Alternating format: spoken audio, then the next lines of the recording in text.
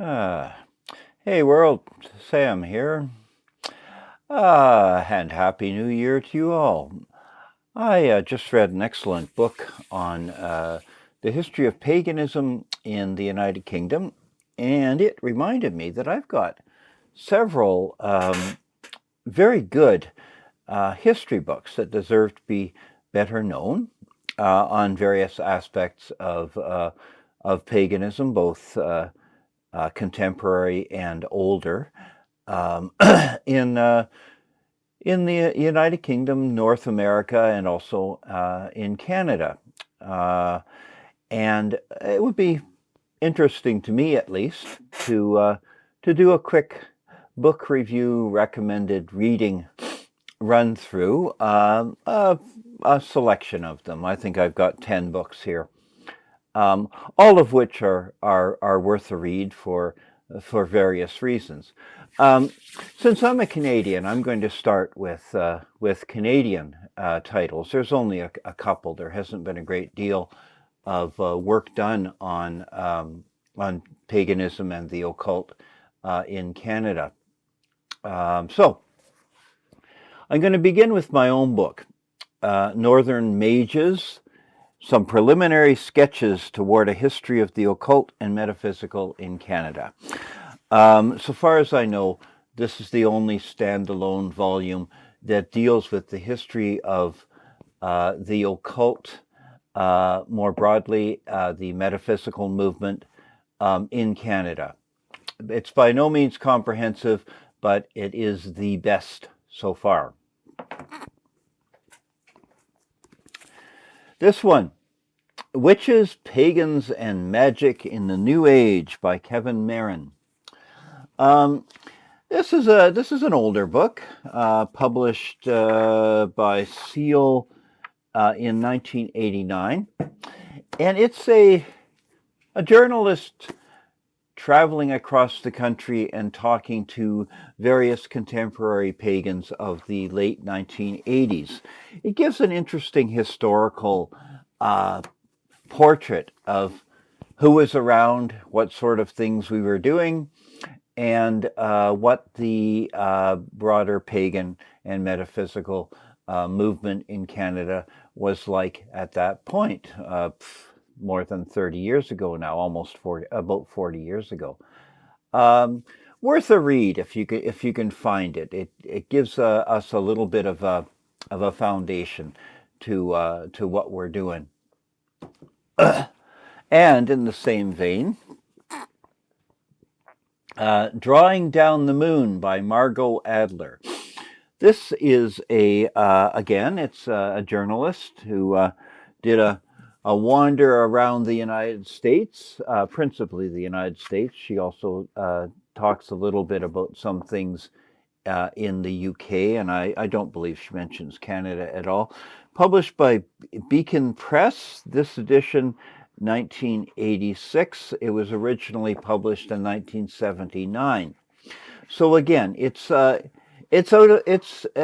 dated. Many of the groups that she talks about no longer exist, but the influences persist.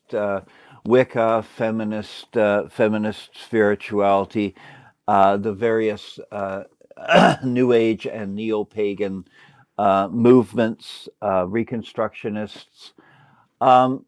Again, it's interesting to give us an idea of who was around, what they were doing back when the people who are now your teachers and leaders of groups were just getting started.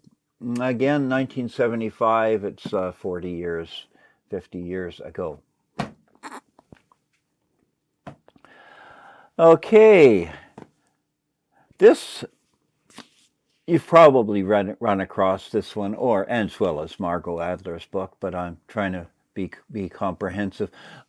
Ronald Hutton's The Triumph of the Moon: A History of Modern Pagan Witchcraft. Hutton's book, published by Oxford University Press in 1999, is just an excellent conventional history. He looked at the various cultural and esoteric movements in the United Kingdom over the course of several hundred years, leading up to Gerald Gardner and company founding the Wiccan movement in the late 1940s and early 1950s. It's rather dry. I have a history MA, so I didn't find it particularly difficult, but someone who doesn't have that kind of background might find it a little dry. Very comprehensive, very good, excellent argument.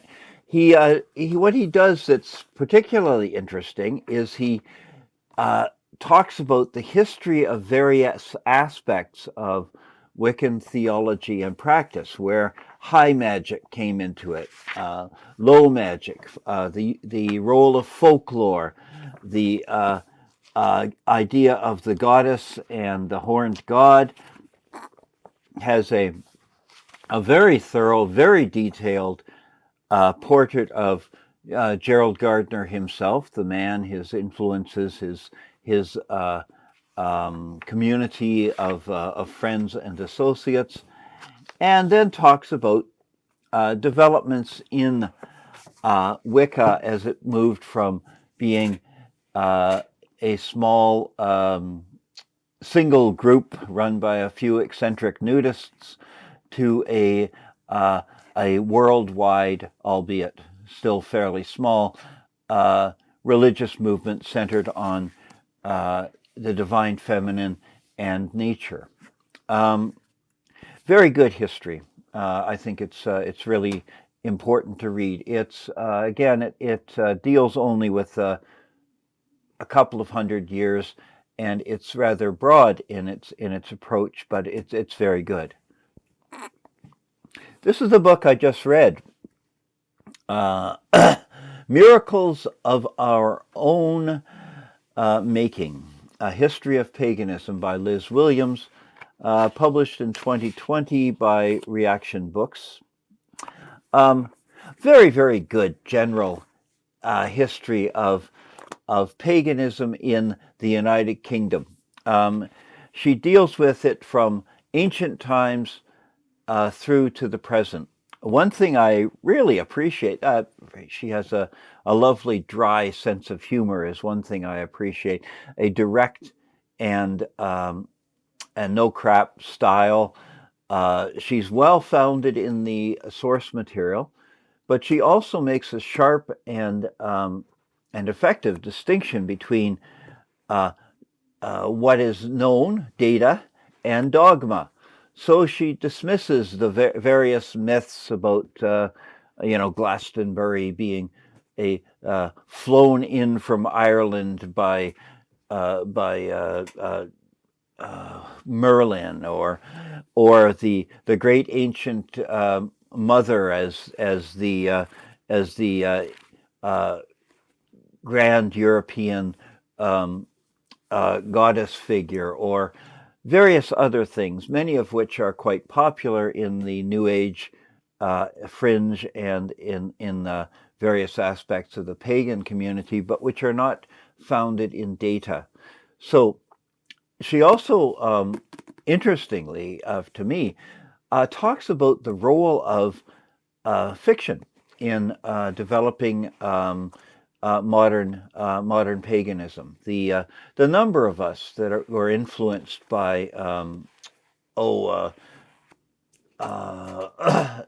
the Mists of Avalon, or the Harry Potter books, or various other works of fantasy fiction, in developing our notions and understandings, particularly of King Arthur and the pagan survivals. Really good, easy to read, very solid, excellent little history. Covers a very wide range of territory, but she also has a good set of references, so you can follow up on these things should you wish to go into it in more detail. Okay. A couple of American histories now. This one's recent. American Metaphysical Religion, Esoteric and Mystical Traditions of the New World by Ronnie Pontiac, published by Inner Traditions in 2023. Very good broad survey of American metaphysical religion, all the different strains, occult and spiritual beliefs, ranging from alchemy, astrology, various utopian communities, some prominent authors and movements, who influenced whom.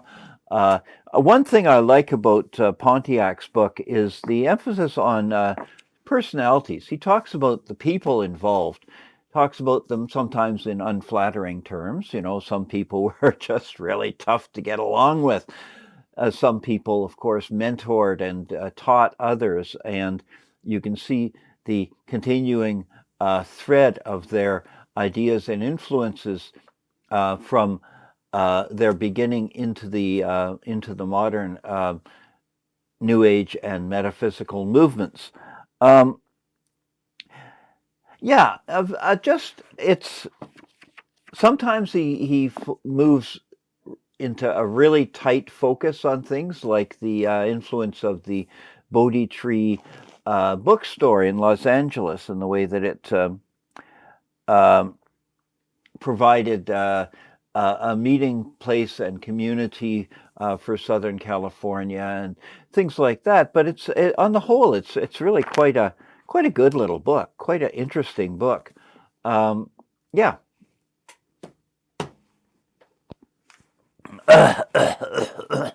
Excuse me. And this one, A Republic of Mind and Spirit by Catherine Albanese, A Cultural History of American Metaphysical Religion. Okay, when was this published?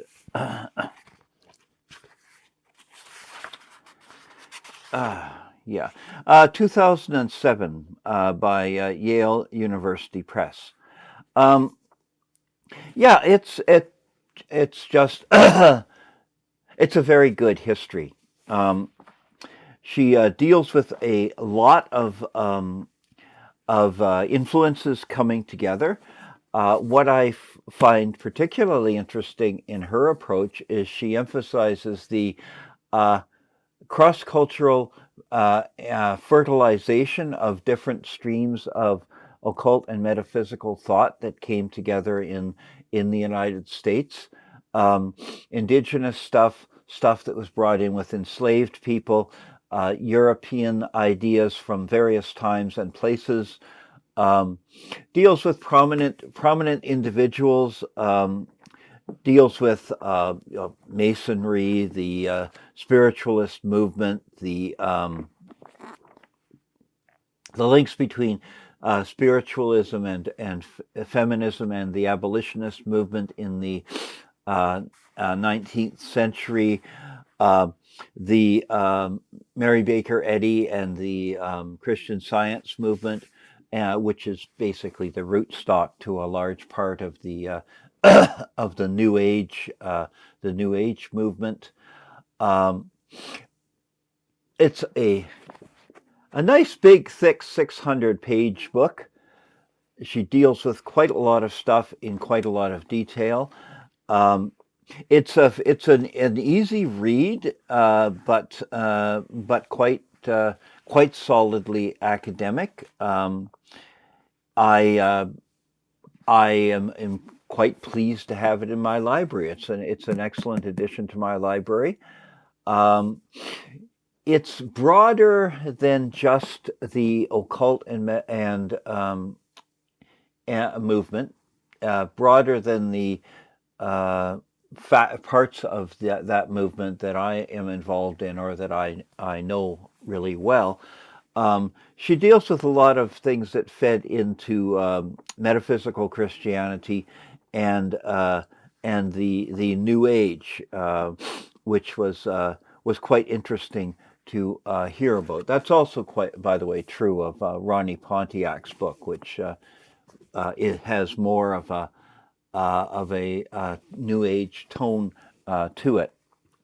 Both of them are excellent scholars. They don't pander to the New Age. They simply are documenting it. I've just got a couple more here. This one, The Theosophical Enlightenment by Joscelyn Godwin, published by State University of New York Press in 1994. I have had this book since 2003, and I've reread it a couple of times. It's just such a useful book. A lot of again, it's about the rootstock and influences of the occult and metaphysical movements, not just in the United States. It's throughout the English-speaking world, although substantially in the United States and the UK. Begins with begins with the court of Elizabeth the First, and what I appreciate about it is that it's focused on short biographies of prominent figures and their writings, their organizations, and their influences. So it gives you the main players in different phases of the evolution of the occult and New Age movements over the course of several hundred years, up until about 1900 or so.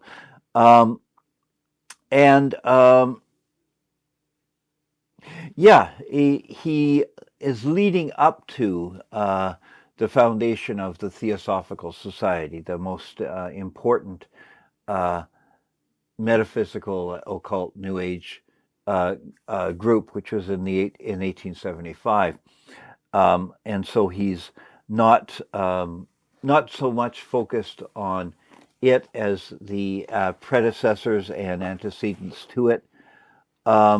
He does give interesting biographies of key figures in that, key figures in the Hermetic movement, people like Anna Kingsford,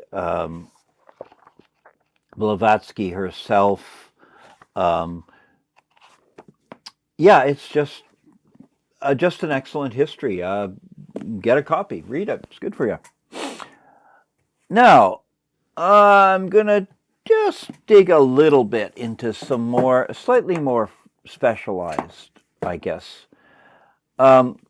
This is just such an excellent book. I really have to recommend it. It's The Place of Enchantment, British Occultism and the Culture of the Modern by Alex Owen, published by University of Chicago Press in 2004.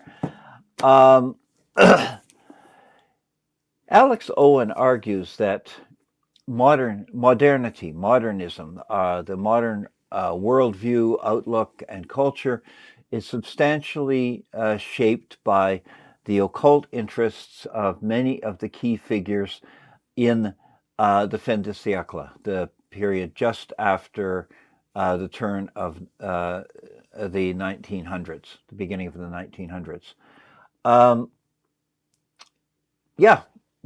She makes the argument eloquently. She talks particularly about people like the Hermetic Order of the Golden Dawn, the Theosophical Society, but also she makes the point that many of the key intellectual figures, like Henri Bergson, who won the Nobel Prize for Philosophy for his philosophical exploration of basically an animist philosophy, vitalism. His sister, Mina Bergson, was one of the key figures in the Order of the Golden Dawn. She was married to a founder of the Order of the Golden Dawn, and and key intellectuals like George Bernard Shaw were close friends and with other key figures in this occult order, like Florence Farr. So the intellectual elite of the time, key strong figures, were either involved directly or associated closely with occult orders. The Golden Dawn in particular, the Theosophical Society as well. So if you want to talk about modern culture and modern art and literature, you have to understand the influence of occultism into it, and she does an excellent job of talking about these people, talking about the way that Aleister Crowley, for example, fit into the development of modern the modern outlook. Wonderful book. And last but not least, this one, mostly because I just got really fascinated by Victorian culture and the links between Victorian feminism and occultism. I think I will probably do a separate video just talking about some of those books. But very briefly, Satanic Feminism, Lucifer as the Liberator of Women in 19th Century Culture by Per Faxneld, published by Oxford University Press in 2017. This is just an absolutely brilliant piece of artistic and cultural history dealing with Satanism and how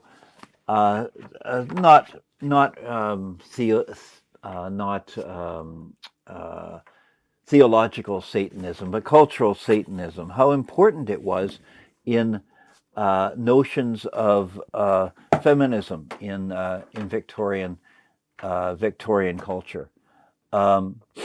There were such a large number of prominent artists who saw witches and satanic rebellion as key to the rebellion against capitalism, imperialism, and sexism.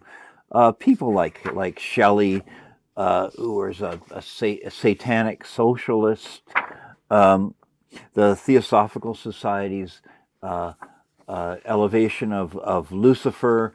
A large number. He deals with a number of artists, prominent figures who use satanic motifs as part of their art. Really quite beautiful. The decadence, not just in England, but also on the continent, in France and in the United States. This really is a tour de force. It's such a wonderful book. So that's a pile of books dealing with more broadly with occult history, or history of the occult. I do believe I'll do one specifically on the late Victorians, which was a key time for the emergence of occultism and paganism as a back into being a popular, larger scale part of the culture, at least the Anglo-American and English-speaking cultures. So there you go. I hope you all enjoy the new year. Good reading. Bye-bye.